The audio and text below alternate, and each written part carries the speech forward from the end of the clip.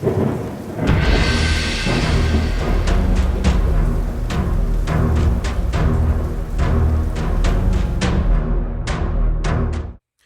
up, Headless Horde? Welcome back to the channel. So today, let's talk a little bit about House of the Dragon Season 2.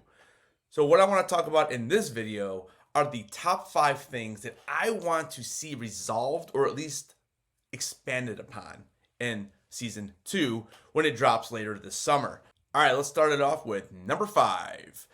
So my question is this. Do you think that Aemon is going to pretend that he actually did kill Lucerys on purpose? Or are we going the other way with this one? And is he going to try to explain what happened while they are in the air? So I can see this kind of going either way. I'm really curious to see what they're going to do with this. Because if Aemon comes in and he is trying to defend himself and say it was an accident and he did not have control of Vhagar, I don't know if anyone's really going to believe him. So he may just go full villain here, and he may just say, no, I killed him, and just kind of own it himself. So I'm really curious to see how this is going to play out in Season 2. For number 4, we're talking a little bit about who actually can control their dragons. We saw Lucerys, and we saw Aemon, and neither one of them were controlling their dragons. So who is actually controlling dragons? Now, it would seem that Daemon has a pretty good grasp on Caraxes just because of the kind of interactions we've seen. Now, it's funny because Caraxes wasn't in Season 1 a whole lot. So it's going to be really curious to see, are these Targaryens actually controlling these fire-breathing beasts? Because I'll tell you what, I am a little hesitant to say yes. You know, in Game of Thrones, we saw Dany. I felt Dany had control of Drogon for the most part. There was definitely a couple scenes here and there that Drogon was like, listen, I'm still a dragon. But I think overall, Dany did have pretty good control. So far in House of the Dragon, I just feel like dragons are almost their own characters. And yes, we saw Vhagar with Laena, and he didn't really want to burn her. But did he end up burning her? Yes. And it took all of a minute of her convincing him, and he just did it. So that's what I'm really curious to see is, are some of these dragons... Now remember, there's going to be a ton more dragons in Season 2. We have only met a handful, and are these dragons going to be controlled? We'll find out.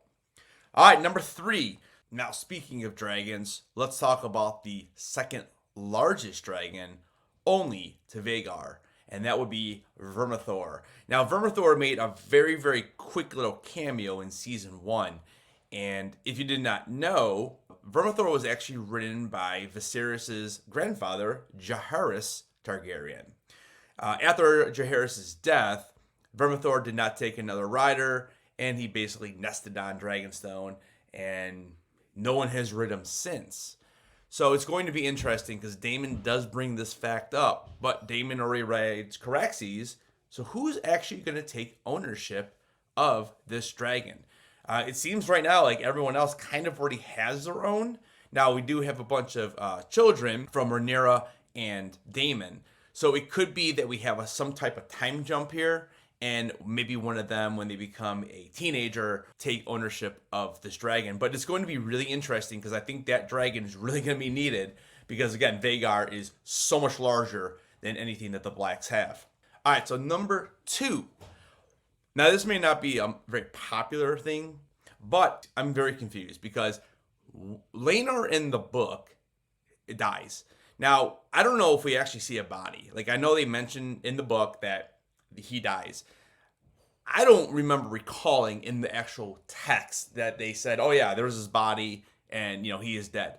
So part of me believes that he is dead and part of me believes he isn't dead. In the show, we see him kind of sailing off with his partner. So what is his purpose now in the show? So if he, let me know in the comments. Do you believe that he is actually dead in the book? Because again, I went through that text and I feel like it's never really confirmed. Do you think he's dead? And do you think the showrunners kept him alive for a specific reason? Because that is one of the most curious things that I have. After I watched that episode, he sails off, and I hadn't read the book yet or anything, but after the fact, I was like, there's got to be a reason why they show that, because they definitely don't have that scene in the book. So let me know in the comments, what do you guys think about that one? That one to me is a little bit confusing. It's more of a minor character, but we'll see what happens, right? The number one thing I need to figure this out, okay?